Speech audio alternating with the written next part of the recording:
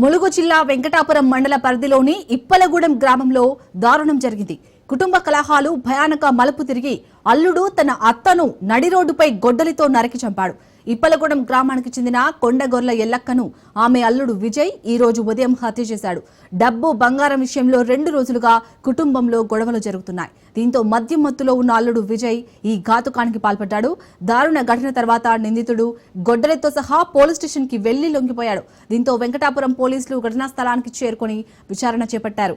మృతదేహాన్ని పోస్టుమార్టం నిమిత్తం ఆసుపత్రికి తరలించారు.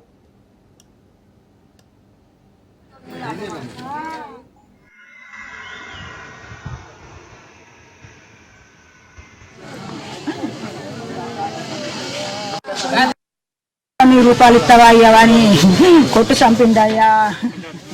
ఇస్తావా అయ్యావా ఇదే అంగం కూలి చేసుకునేది మంచి ఏం లేదు. ఇప్పటికి ముమ్మాట కొట్టిండు. కొట్టినా కానీ ఏం ఆలే బతికే కద్దని సప్పటిదాకున్నది. అలా ఇళ్ళల్లో పోయి బతికింది బిడ్డ. బతికితే ఇయ్యాల నేను వచ్చిందని వస్తే రాత్రి మళ్ళీ అంగం చేస్తే మేము దాచుకొని వచ్చినాం. ఇలా కొట్టు కడిగిపోయి వస్తానంటే అద్దక్క అంటే ఉరికి వచ్చేళ్ళకు ఆడు మరి ఎటు నుంచి వచ్చిన గొడవలు పట్టుకొని పోయడం నరికిందట. ఆడు ఎవరో చూసిన వాళ్ళు కానీ నాకు వచ్చి చెప్తే గబా ఉరికి వచ్చిన మనిషి ఎవరో నాకు జ్ఞాపకం లేదు. నీ రూపాయలు ఇస్తావా అయ్యావా అని కొట్టు చంపిండయ్యా. ఇస్తావా అయ్యావా ఇదే అంగం కూలి చేసుకునేది మంచి ఏం లేదు.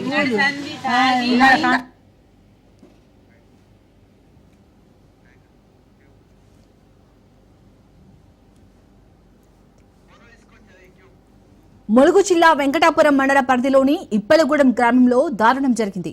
కుటుంబ కలహాలు భయానక మలుపు తిరిగి అల్లుడు తన అత్తను నడి రోడ్డుపై గొడ్డలితో నరికి చంపాడు. ఇప్పలగూడెం గ్రామానికి చెందిన కొండగొర్ల ఎల్లక్కను ఆమె అల్లుడు విజయ్ ఈ రోజు ఉదయం హత్య చేశాడు.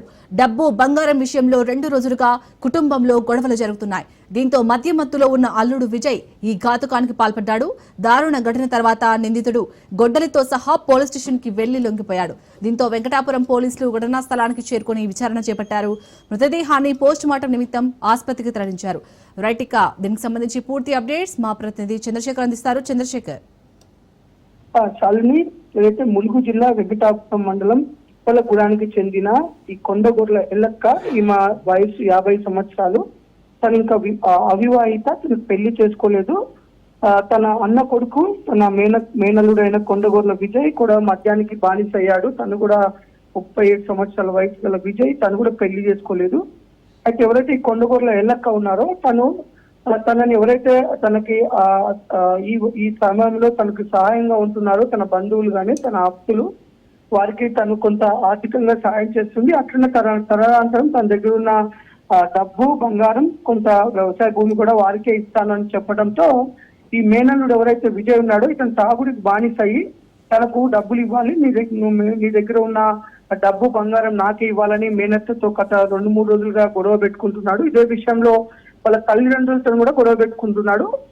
తన దగ్గర ఉన్న డబ్బు బంగారం నాకు ఇవ్వాలి, నాకు నా ఖర్చులకి నా అవసరాలకు ఇవ్వాలి, నేనే మిగతా అన్ని చూసుకుంటా అని చెప్తున్నప్పటికీ తాగుబోతు అవ్వడం వల్ల తనకి ఇవ్వను అని వాళ్ళ మేనత్త చెప్పడంతో కొంత కోపోద్రిక్తుడై ఈ రోజు ఉదయం కూడా మద్యం సేవించి తన మేనత్తని బంగారం డబ్బు కోసం అయితే గొడ్డలతో నరికి చంపాడు. చంపిన అనంతరం తిరిగి వెళ్లి వెంకటాపురం పోలీస్ స్టేషన్ లో తను లొంగిపోవడం జరిగింది. పోలీసులు కూడా హత్య జరిగిన ప్రదేశానికి వచ్చారు. వచ్చి కొంత వెంకటాపురం సిఐ రమేష్, ఎస్ఐ తిరుపతిరావు వీరంతా కూడా అక్కడ విచారణ చేశారు. విచారణ చేసిన అనంతరం ఈ మృతదేహాన్ని అయితే పోస్ట్ మార్టం నిమిత్తం హాస్పిటల్కి తరలించారు. ఇంకా ఈ విచారణ చేస్తున్నారు. విచారణ చేసిన తర్వాత హత్య చేసిన కొండగొర్ల విజయ్పై చట్ట ప్రకారం కేసు నమోదు చేసి చర్యలు తీసుకుంటామని చెప్తున్నారు. ఇటు మద్యానికి బానిసయి డబ్బు బంగారం ఇవ్వలేదనే కోపంతోనే అత్తపై పగ పెంచుకొని గొడ్డలతో నరకడం అయితే ఏజెన్సీలో కొంత చర్చ అయింది. Shalini. Right, thank you Chandrasekhar.